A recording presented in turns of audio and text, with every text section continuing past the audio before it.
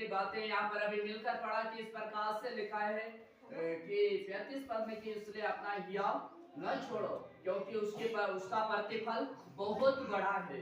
Hallelujah. प्रभु परमेश्वर हम लोगों को जो सिखाता, प्रभु परमेश्वर जिसने सारी सृष्टि को बनाया अपने सामर्थ से, अपने शक्ति से, अपने बुद्धि से, अपने बल से, जिस परमेश्वर ने सारी दुनिया को बनाया, उस परमेश्वर का जीवित कलाम यहाँ पर कहता है कि अपना हियाव मत छोड़ो, अपना विश्वास छोड़ो मत, विश्वास को कमजोर ना करो, डगमगाने मत दो, इधर उधर भटक मत जाओ। लेकिन यहाँ पर लिखा कि अपना हियाव मत छोड़ो क्योंकि उसका प्रतिफल बड़ा है। उसका प्रतिफल सबसे बड़ा इस दुनिया में नहीं मिल सकता जो प्रतिफल हमको परमेश्वर देता है। Hallelujah, hallelujah. यहाँ पर हम सबको बाइबल इस प्रकार से बताते कि अपना हियाव मत छोड़ो। इसका मतलब यदि हमको हियाव पाना है तो हमको अधिकतर हमारे प्रभु यीशु मसीह की बातों में हमको बने रहना जरूरी है। Hallelujah, hallelujah. जैसे इसी किताब में लिखा कि 4:16 में लिखा कि आओ हम अनुग्रह के सिंहासन के निकट हियाव बांधकर चले कि जब आवश्यकता के समय वह हमारी मदद करें। हालेलुया। यहाँ पर लिखा कि आओ हम अनुग्रह के सिंहासन के निकट हियाव बांधकर चले। हियाव बांधकर यानी हमको विश्वास में दृढ़ता के साथ, मजबूती के साथ हमको अड़े और खड़े रहना और हर मुसीबत के समय में भी हमको मसीह यीशु में बढ़ते रहना है ताकि यहाँ पर लिखा कि हम वो अनुग्रह पाए ताकि हम आवश्यकता के समय वो अनुग्रह हमको बचाए।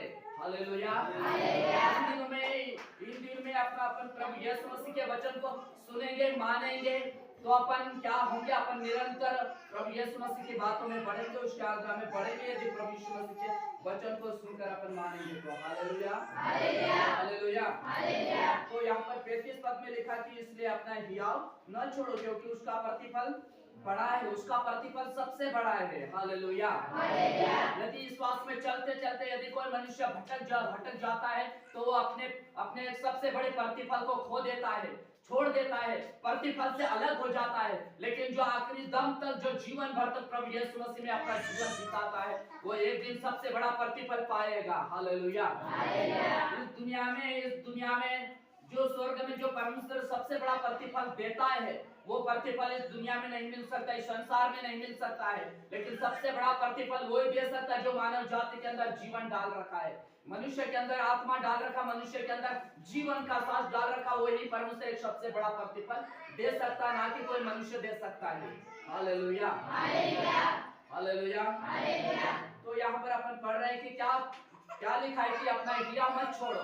हालेलुया। हम कहीं मीटिंग में जाते हैं तो बहुत सारे लोग मीटिंग में जाकर थक जाते हैं, लेकिन बाइबल बताती है यहाँ पर लिखा कि अपना हियाव मत छोड़ो क्योंकि उसका प्रतिफल बड़ा है। हालेलुया।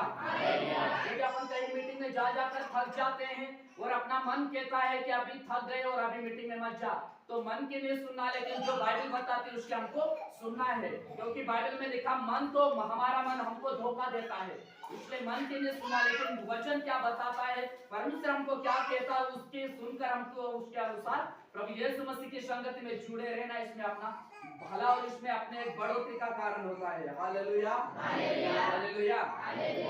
इसलिए यहाँ पर लिखा अपना हियाव न छोड़ो क्योंकि उसका प्रतिफल सबसे बड़ा है, उसका प्रतिफल बड़ा है। हालेलुया। और जो लोग विश्वास में अपना जीवन बिताते हैं, एक अच्छे मार्ग में अपना जीवन बिताते हैं, अपने बिगड़े हुए जीवन को सुधार कर जो लोग अपना जीवन एक अच्छे मार्ग के ऊपर बिताएगा, प्रभु यीशु मसीह के मार्ग के ऊपर, वो मनुष्य एक सबसे बड़ा प्रतिफल पाएगा। और वो प्रतिफल इस दुनिया में नहीं मिलता, प्रतिफल उस परमेश्वर की ओर से मिलता जो पूरी कायनात को बनाया और बनाता, उस परमेश्वर की ओर से सबसे बड़ा प्रतिफल दिया जाता है। Hallelujah, hallelujah. अगर इस दुनिया में ये सबसे बड़ा प्रतिफल मनुष्य को मिलता तो मनुष्य को परमेश्वर की जरूरत नहीं रहती। मनुष्य दुनिया में भटकते रहते, दुनिया के लोगों के पास से वो बड़ा प्रतिफल पा सकते, वो अपना जीवन पा सकते, लेकिन दुनिया के पास से सबसे बड़ा प्रतिफल नहीं है।